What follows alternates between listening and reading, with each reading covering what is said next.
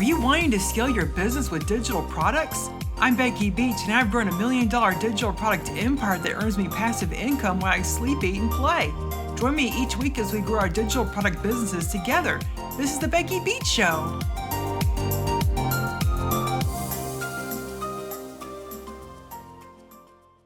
Well, hey, welcome to the Becky Beach Show. I'm Becky Beach, and today's guest is Jen B. She's a business and life coach and speaker over at Grow with Jen B. Welcome, Jen B.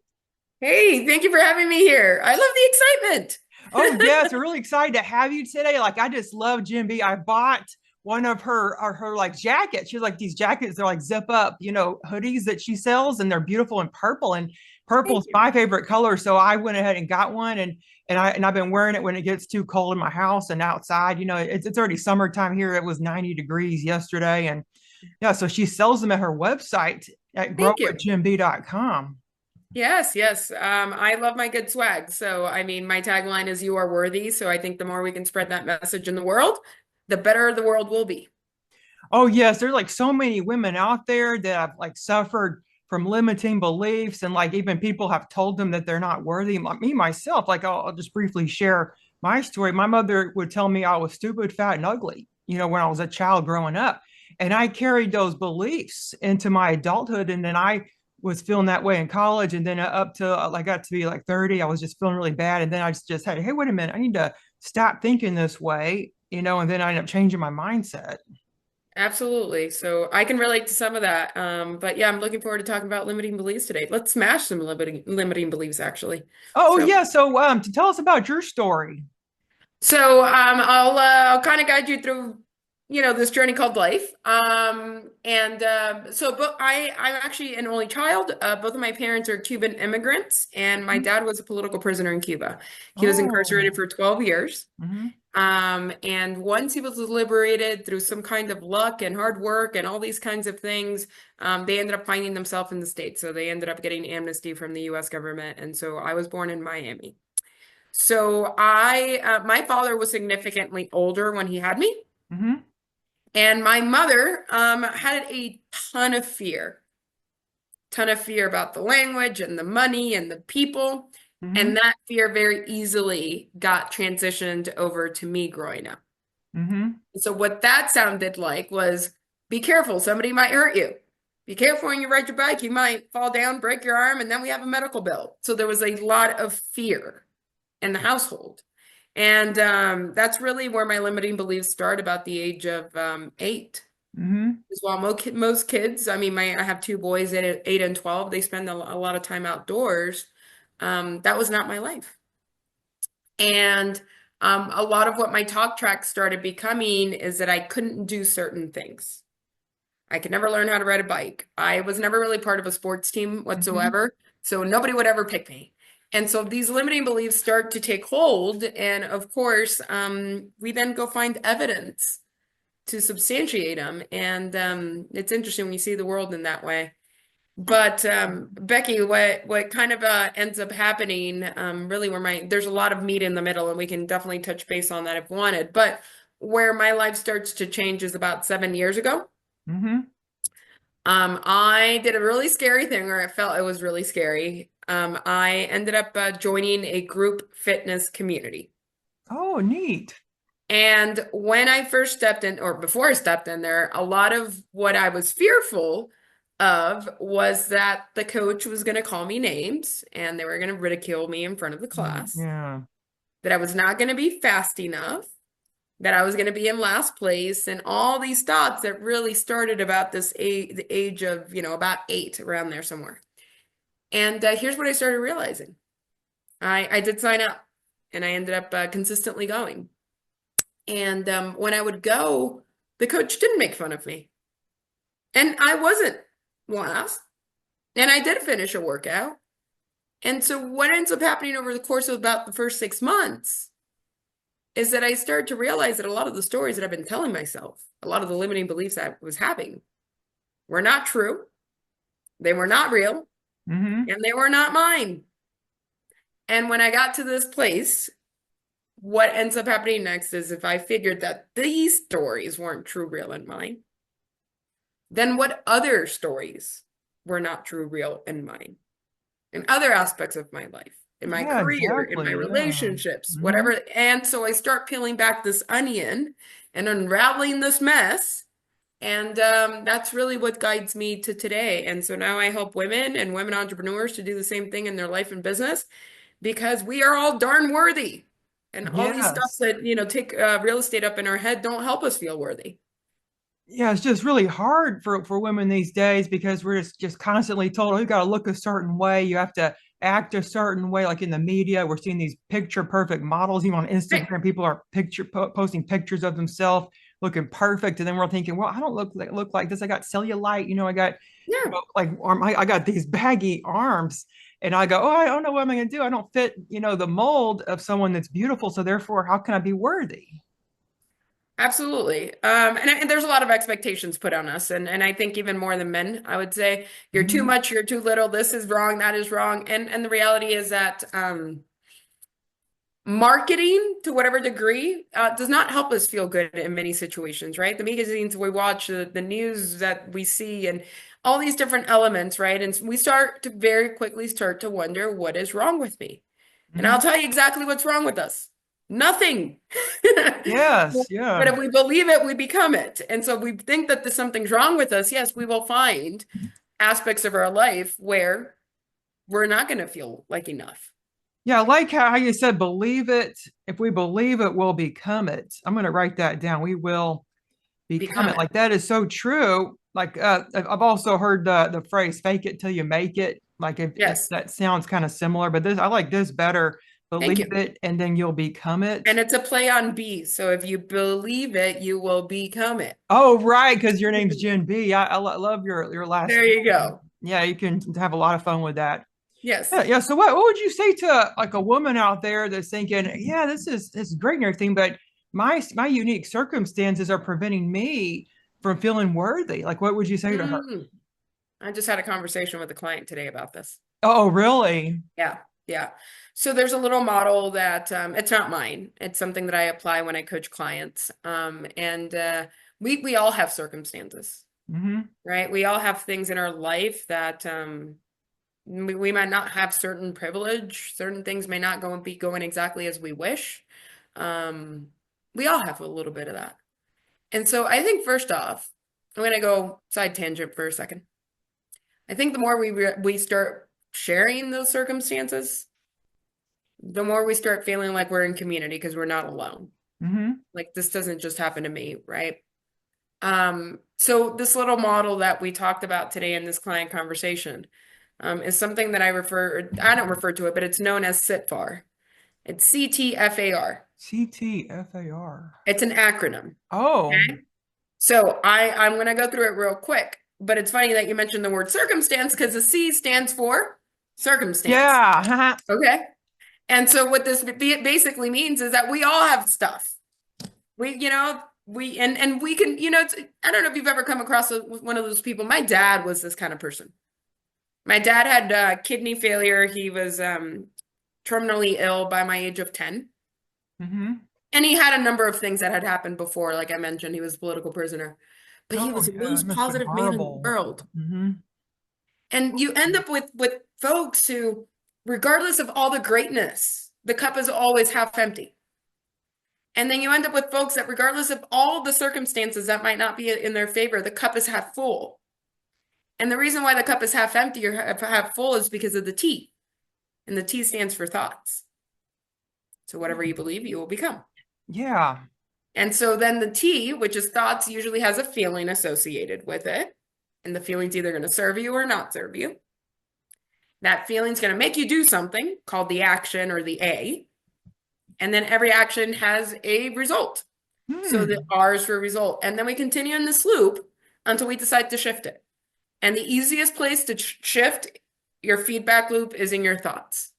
So circumstances happen, life happens, life gets lifey, and we can still choose to determine what thought process we want to give to that. And when life doesn't go our way, is there a lesson there to learn? Could that be the good in it, right? When Yeah. life doesn't go Yes. our way, is it because maybe we were meant to be on a different path? And that's the good in it. So I love that you asked that question. I would say based on circumstance, what lesson could we find in this to help us to be more energetically aligned to what we want to create in our life? Yeah, because when you work from circumstance, like that's just no way to live. Because a lot of people will think, well, I don't have enough money, or I don't, have this, I don't have that. Like Yeah, she has that, why don't I have that? And right. they think in terms of their circumstances, and they go, well, I can't do that because I'm this, or I can't do that because I'm that. Right. And if you believe that, you will become it. I love what you said about like this, that, and the other, like the other people, right? And I didn't, again, I take a lot of lessons from other people that I highly look up to, as far as publications and books and things like that. I don't know these people in life and in person, so I can't vouch for their life. But Brene Brown, which a Hmm. lot of us are familiar with, she mentions that that comparison is the thief of all joy. So if you choose to consider what other people have or don't have and how their life is better and whatever it is, my friends, we will never be in joy because there will always be somebody that has something a little different, a little more, a little of what you want. Yeah, because yeah, I'll just tell like a personal story. Well, I'm trying to get my name out there to grow my business, and I see these people that are really high up that just have so much going for them, and they're just making millions of dollars. But then I look, and they have like whole teams working for them, and I don't have that, so I can't really compare myself to these women with the millions of dollars and the big teams, because I'm just like a solopreneur. I have like a VA that's in the Philippines that just where it works full time, just got one person, but they got all these teams, and they got people running their Facebook ads. They got people doing their Pinterest, their Instagram, like everything. And they're all other marketing. And I don't know what they're doing themselves. Right, right, absolutely. And then there's also the saying about don't compare your chapter 10 to somebody's chapter 200, right? And we don't usually know all the circumstances that go into somebody's current state, what's currently happening in their life. And just keep in mind that, and I tell people this often, even in my own social media, many times what we see is called the highlight reel. It's called the highlight reel for a reason, right? It is the best of somebody's life. So think about, a 2-minute clip that you would watch after a football game. It's not going to give you all the play-by-plays. It's Mm-hmm. literally going to give you the best 2 minutes of that game. And that is what we often see on social media. So if we're comparing from that point of view, we will never be happy because our lives are not highlight reels all the time. Yeah, like people usually put the best of their lives on social media. Like they're not going to put their screaming kids, Right. or themselves tripping and hurting their baby toe or stubbing their toe. Right. You're not going to put Right. that up there. Right. Not usually, right? At least not consistently. Yeah, you just never see that. But I've seen some women that will air their grievances, like that woman that talks about her husband and all the time, and she's always whining about her husband, like she's on TikTok. She's always talking about how bad her life is all the time, like that. Mhm. That's one person I see doing that, and they got viral because of it. Yeah. Well, and at some point we kind of get sick and tired of just watching somebody complain, right? Because it's not great energy to be in. So that's a different story for a different day. But yeah, again, what you're seeing is what people choose for you to see. There's probably a lot more behind it. Yeah, so true. Yeah, for instance, at my church, there's this woman that it just seems to have it all. Like her husband supports her, and that used to be my dream. I wanted a husband that could support me because I was working 60 hours a week. I was a web developer, and I was just envious of all these women that just got to stay home with their kids because their husband makes enough money to support them. And my husband, doesn't make that much. He makes about like 50,000 a year, and that's difficult to support a whole family on in these days anyway. Yeah. So I was like, oh, I just wish I was like these women, but you just never know what's behind the scenes. Like you don't know No, what's going on. So you can't really judge them based on what they're presenting on social media. absolutely. Yeah. So I'm glad that I don't have a husband that does that, because otherwise I wouldn't have started this business where I'm making enough to support a whole family and then some. I'm doing really well for myself, and I'll Mhm. never get to this level if I did have a husband like that. So you can't really be envious of other people. Like you said, like that was I really like that, the believing we will become it, because you just can't think of what other people have because they're not showing you the whole picture, like everything. Absolutely. And I love what you said there, Becky. It's a great interpretation on your circumstance. You can be like, well, this frickin' sucks and my husband doesn't make enough money and blah blah blah. Or you can say, well, okay, how can I change the circumstance for me and my family, right? What can I do? What can I add? What impact can I create? What income can I bring in? Um, right? That is being the creator of your life instead of being the victim of your circumstances. Oh yeah, I love that. The victim of your circumstances. Yeah, yes, exactly. Because I could go through life saying, "Oh, I had a miserable childhood. I was raised in poverty. I had abuse, and so therefore I can't do anything." Like, do you ever get anybody like that? Absolutely, there's a lot of that, right?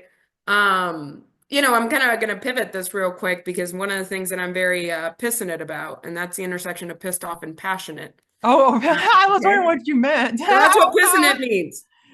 Pissed off and passionate is I'm very passionate about women making a ton of money, Hmm. making all the money that they ever have wanted in their life and more, like having so much money that they don't even know what to do with it. And I Yeah. think a lot of that also stems from our limiting beliefs. Is our limiting beliefs that we are worthy of receiving all the things, all the money, all the compliments, all the goodness in our life? Or are we like, yo, money, you are scary. You make me feel unsafe. You are complicated.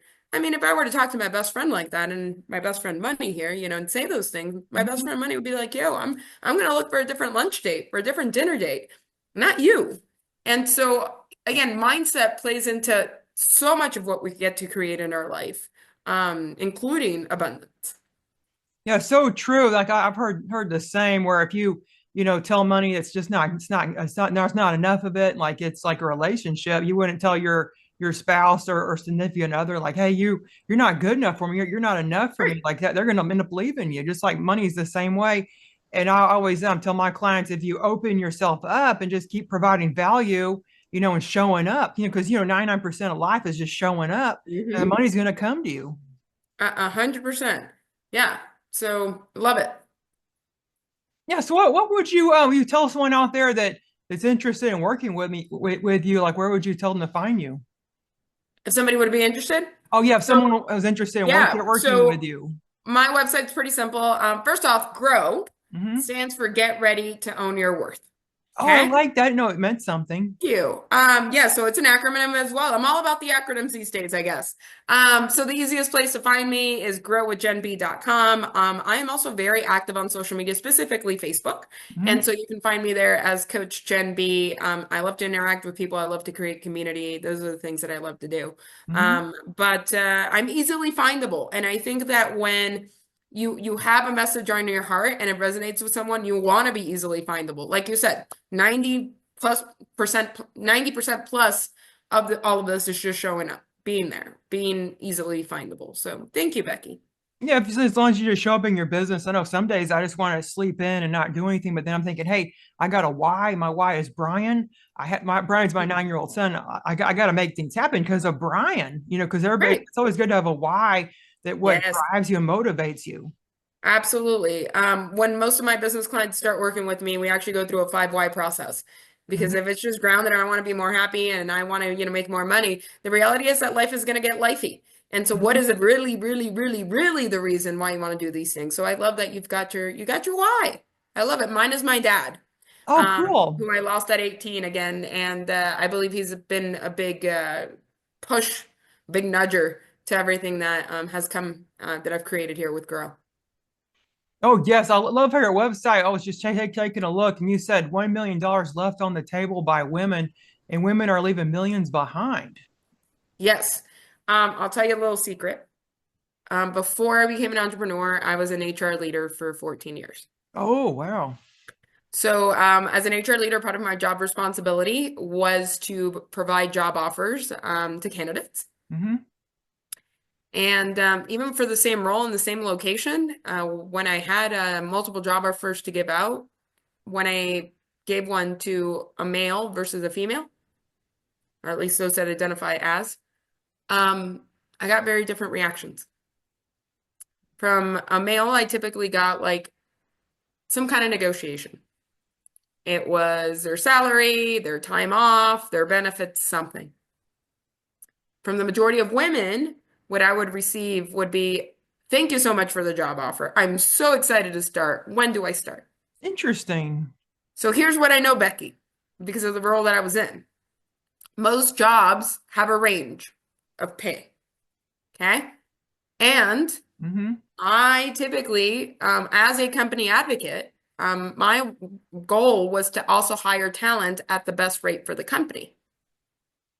So there have been multiple situations where I knew there was negotiation room, but the candidate didn't negotiate with me, and I didn't come up and say, by the way, there's 10 grand more behind if you just ask for it.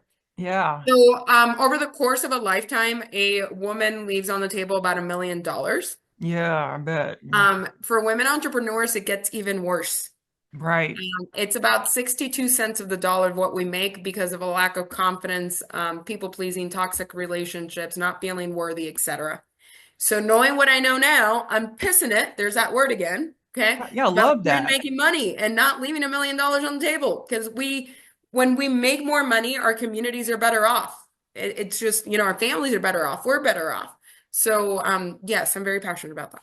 Well, what would you say to like a female entrepreneur that's thinking, oh, like I just don't can't raise my prices. I don't think I can charge as much as this man that probably has less experience than me. What would you say to her? Ugh. So imposter syndrome is a real thing. Yeah. Comparison is a real thing. And I would tell my friend that you got to feel worthy. You got to feel confident. Your money mindset, figure out the value drive, price it at a point where you're a little scared and a little excited about it. Go find your ideal client and make a pitch. And Hmm. the more we take intentional action, realizing that a lot of the reasons that we're stuck is up here in our brain, Hmm. the easier it's going to get. And then at some point, you might be like, hey, I'm going to add a 25% more to that. There's usually somebody, not usually, like I'm going to say 99.9%. If you're a woman entrepreneur, you're probably not the only one in the world in that industry. There's probably many people in that industry. And I can tell you that there's people who are charging all types of prices, who typically may even be underskilled compared to what you deliver for your clients, and they're charging higher prices. You're worthy of getting those higher prices. You're worthy of getting Yes. comfortable in your prices. You're worthy of charging more.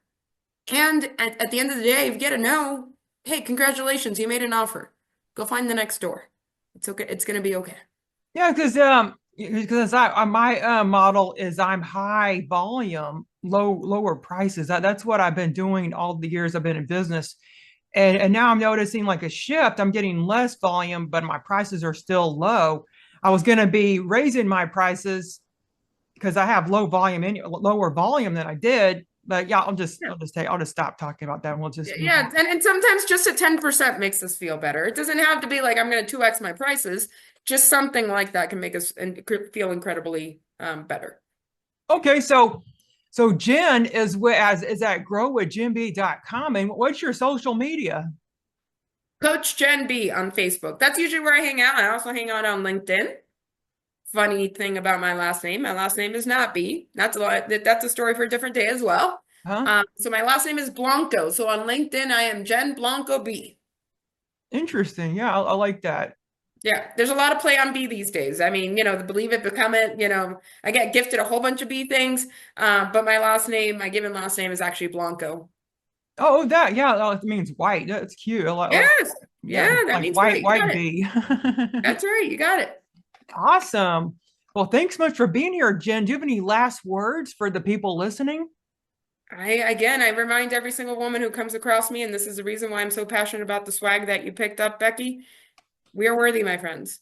And until we are struggling with our worth, it's gonna feel hard. It's gonna feel unfulfilling. But go find your people, go step into your worth, go make more money, and you've got this. You've got this, one step at a time. Jen, I hear that you have a workshop in June. Like, could you tell us Yes. about it?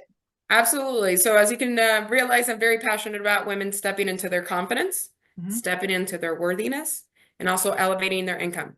So my signature event is called Break Free, and that is exactly what I gift you in a 2-day experience or a one-night experience. It's your choice. But this is an event that hundreds of women have attended, and it's free and it's virtual, so why not? And I'd love to see you. The URL for that is breakfree.growwithgenb.com.